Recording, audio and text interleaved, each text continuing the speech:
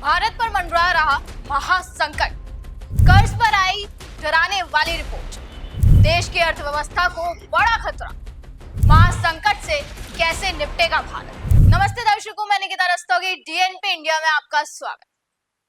क्या भारत की अर्थव्यवस्था को खतरा है? क्या भारत जो लगातार अर्थव्यवस्था के मामले में ग्रो कर रहा है, उसकी जीडीपी में इजाफा देखने को मिल रहा है, क्या अब इस भारत की आर्थिक स्थिति डगमगा सकती है?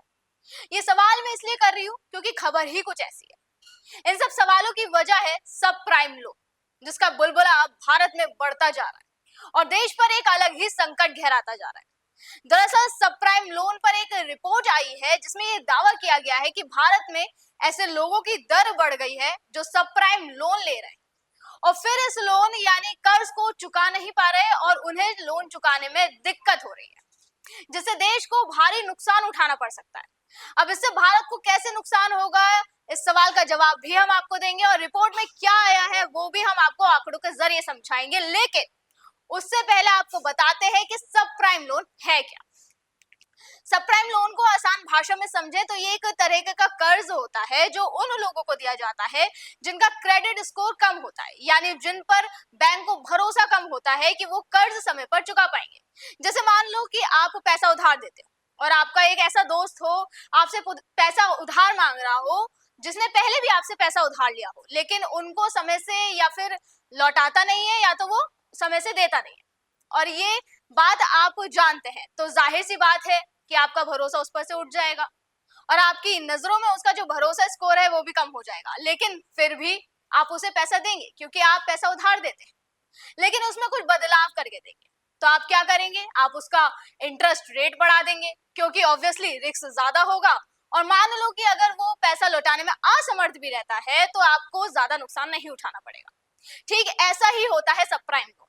बैंक कम भरोसे वाले लोगों को लोन देता है लेकिन ब्याज ज्यादा वसूलता है ताकि अगर डिफॉल्ट करे वो तो नुकसान कम हो। भारत में ज्यादातर ये माइक्रो फाइनेंस के रूप में देखा जाता है, जहां छोटे छोटे लोन कम आमदनी वाले लोगों को दिया जाता है बिना किसी बड़ी गारंटी के। ये लोग अक्सर अपने छोटे बिजनेस चलाने या रोजमर्रा के खर्चों के लिए पैसा उधार लेते हैं।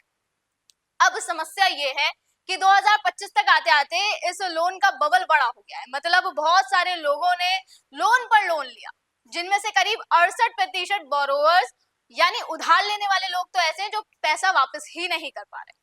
हालात ये हो गए कि लगभग 27% लोग तो पुराना लोन चुकाने के लिए नया लोन भी ले रहे हैं, जो एक खतरनाक साइकिल बनती जा रही है।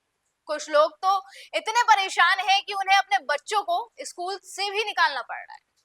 इससे पता चलता है कि आने वाले दिनों में लोन डिफॉल्ट और बढ़ सकते हैं, जिससे बैंक्स और माइक्रो फाइनेंस कंपनी के लिए रिस्क भी बढ़ गया है, क्योंकि अगर लोग डिफॉल्ट करेंगे तो उनका पैसा भी डूबेगा, ये जाहिर सी बात है। अगर हम आंकड़ों के जरिए समझें तो लोन देरी से चुकाने वालों की दर बढ़ गई है।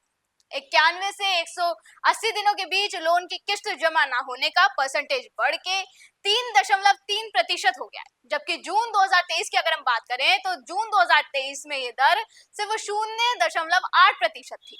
वहीं 2100% ग्रोथ के साथ, जैसे कि मैंने अभी बताया कि लगभग 68% बोरोवर्स ऐसे हैं जो पैसा वापस ही नहीं कर पा रहे, जिसका मतलब है कि स्थिति और खराब हो सकती है। अब देखिए, ये अपने आप में कई बड़े नुकसान को जन्म दे रहा है। सबसे पहले तो इसका असर माइक्रो फाइनेंस और बैंक्स पर पड़ेगा, क्योंकि अगर ये बोरोवर्स डिफॉल्ट करते हैं तो माइक्रो फाइनेंस इंस्टीट्यूशंस और उनके साथ जुड़े बैंक्स को बड़ा नुकसान हो सकता है। और ऐसे ही अगर ये दर बढ़ती गई तो जाहिर सी बात है कि बैंक्स के पास पैसा कम पड़ जाएगा और वो लैंडिंग यानी उधार देने का मामला टाइट कर देंगे। इसके अलावा जो कम आय वाले परिवार हैं वो भी इसके चक्रव्यूह में बुरा फंस सकते हैं, क्योंकि जैसे कि मैंने अभी बताया था कि 27% लोग ऐसे हैं जो पुराना लोन चुकाने के चक्कर में नया लोन ले रहे हैं। उनकी स्थिति इतनी खराब हो गई है कि वो अपने बच्चे तक को स्कूल से बाहर निकाल रहे हैं। इससे वो कर्ज में डूबते जा रहे हैं और जो गरीब है वो और गरीब होते जा रहे हैं, जिससे उनके साथ साथ सोशल टेंशन भी बढ़ सकती है। अब इससे देश की इकोनॉमी पर इनडायरेक्ट इफेक्ट कैसे पड़ेगा वो भी मैं आपको बता देती हूँ। देखिए, अगर ये संकट बढ़ा तो कंज्यूमर स्पेंडिंग कम हो सकती है, यानी जो छोटे बिजनेस इस लोन पर डिपेंड करते हैं तो वो बंद हो जाएंगे, जिससे बेरोजगारी बढ़ सकती है और जिससे देश की जीडीपी ग्रोथ पर भी थोड़ा प्रेशर बढ़ सकता है। देश में ये संकट बढ़ने का एक बड़ा कारण है। दरअसल पहले माइक्रो फाइनेंस संस्था 4 से 6 महिलाओं के ग्रुप को लोन देती थी और किस्त जमा करने की जिम्मेदारी भी तय होती थी। इससे ग्रुप पर सामाजिक दबाव बना रहता था, कोई भी सदस्य डिफॉल्ट ना करे। लेकिन कोविड महामारी आई और ये सिस्टम पूरी तरीके से टूट गया। कोविड महामारी ने सबप्राइम लोन के संकट को बढ़ाने में बड़ी भूमिका निभाई है और इसे समझने के लिए थोड़ा पीछे चलते हैं। आपको याद होगा कि कोविड के टाइम क्या हुआ था, कैसे इस महामारी के चलते लाखों लोगों की नौकरी चली गई थी, बिजनेस ठप हो गए थे और आमदनी का जरिया खत्म हो गया था। ऐसे में बहुत सारे लोग, खासकर गरीब और मिडिल क्लास, अपनी रोजमर्रा की जरूरतों के लिए माइक्रो फाइनेंस या छोटे मोटे लोन लेने पर मजबूर हुए। ये लोन ज्यादातर सबप्राइम कैटेगरी में आते हैं क्योंकि लोन लेने वालों की फाइनेंशियल हालत पहले से ही कमजोर होती थी। महामारी ने हालात ऐसे बनाए कि लोगों ने लोन तो ले लिए लेकिन चुकाने की हालत में नहीं रहे। मान लो जैसे कोई व्यक्ति पहले 20,000 कमाता था, लेकिन कोविड में उसकी नौकरी चली गई और उसने 50,000 का लोन लिया। खाने पीने के लिए, घर चलाने के लिए उसको लोन लेना पड़ा, पर अब वो ईएमआई कैसे भरेगा क्योंकि उसकी नौकरी तो है ही नहीं। अब क्या हुआ कि ब्याज बढ़ता गया और कर्ज का बोझ पहाड़ बनता गया। इसके अलावा कोविड के बाद सरकार और आरबीआई ने लोन देने के नियमों में ढील दी थी ताकि अर्थव्यवस्था को सपोर्ट मिले। जैसे आरबीआई की तरफ से 3 लाख रुपए तक की सालाना पारिवारिक आय वाले परिवार को भी माइक्रो फाइनेंस लोन देने की सुविधा दी गई।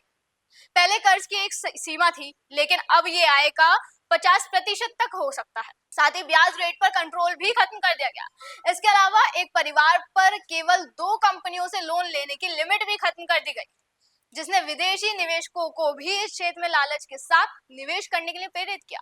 उस वक्त उम्मीद थी कि यहाँ जोखिम कम और रिटर्न अच्छा मिलेगा, लेकिन वास्तविकता कुछ और साबित हुई। इससे सबप्राइम लोन की बाढ़ आ गई, लेकिन चुकाने की क्षमता पर ध्यान नहीं दिया गया। नतीजा, डिफॉल्ट रेट बढ़ गया। मतलब कोविड ने लोगों की जेब खाली की और सबप्राइम लोन ने उस खालीपन को कर्ज के जाल में डाल दिया। अब फिलहाल रिजर्व बैंक ऑफ इंडिया इस पर नजर बनाए हुए, अगर वो स्ट्रिक्ट रूल्स लाता है, जैसे उधार देने पर कंट्रोल या बैंकरप्सी के लिए बेहतर सिस्टम लाया जाए, तो ये संकट रोका जा सकता है। पर अगर बैंक इसको एनालाइज करने में और सुपरविजन करने में कमजोर पड़ जाता है, तो ये बबल फट भी सकता है। जिसके बाद सबके मन में अब ये भी सवाल है कि कहीं ये संकट अमेरिका में 2008 में सबप्राइम लोन की वजह से ही आए आर्थिक संकट का रूप तो नहीं ले लेगा। आपको याद होगा अमेरिका में 2008 में कैसे इस लोन की वजह से आर्थिक संकट आया था।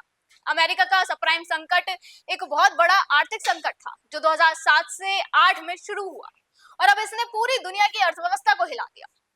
दरअसल अमेरिका में 2000 के दशक में हाउसिंग मार्केट यानी घरों की खरीद बिक्री बहुत तेजी से बढ़ रही थी। बैंक और लोन देने वाली कंपनियां हर किसी को घर खरीदने के लिए लोन देने लगी, खासकर उन लोगों को जिनका क्रेडिट स्कोर कम था, यानी सबप्राइम बोरोवर्स को। ठीक है, ब्याज की दरें थोड़ी ज्यादा रखी गई, लेकिन शुरू में ईएमआई कम रखी गई ताकि वो लोन ले सके। बैंकों को लगा कि घरों की कीमतें हमेशा बढ़ती रहेंगी, तो अगर कोई लोन ना चुका पाए तो घर बेचकर पैसा वसूल लिया जाएगा। और बैंकों ने ढेर सारे सबप्राइम लोन दिए बिना सोचे कि लोग इसे चुकाएंगे कैसे, जिसका बबल फटा 2006 से 2007, जब घरों की कीमतें अचानक गिरने लगी। जिन लोगों ने लोन लिया था वो ईएमआई ही नहीं चुका पाए और घरों की वैल्यू भी कम हो गई। अब ना लोग कर्ज चुका पा रहे थे, ना बैंकों को घर बेचकर पैसा मिल रहा था। नतीजा ये हुआ कि बड़े बड़े बैंक जैसे लेमन ब्रदर्स डूब गए, पैसे देने वाली संस्थानों के पास कैश खत्म हो गया। और ये संकट सिर्फ अमेरिका तक नहीं रुका, पूरी दुनिया के बाजारों में इससे हड़कंप मच गया, क्योंकि सब आपस में जुड़े थे। स्टॉक मार्केट क्रैश कर गया, नौकरियां गईं और अर्थव्यवस्था मंदी में चली गई। जिसके बाद अमेरिकी सरकार को बैंकों को बचाने के लिए अरबों डॉलर खर्च करने पड़ गए थे। लेकिन भारत के साथ मैटर थोड़ा अलग है, इसमें कोई टेंशन वाली बात नहीं है। भारत की इकोनॉमी इससे पूरी तरह से हिलने वाली नहीं है, क्योंकि ये क्राइसिस अभी माइक्रो फाइनेंस तक सीमित है और बड़े बैंक का डायरेक्ट एक्सपोजर कम है।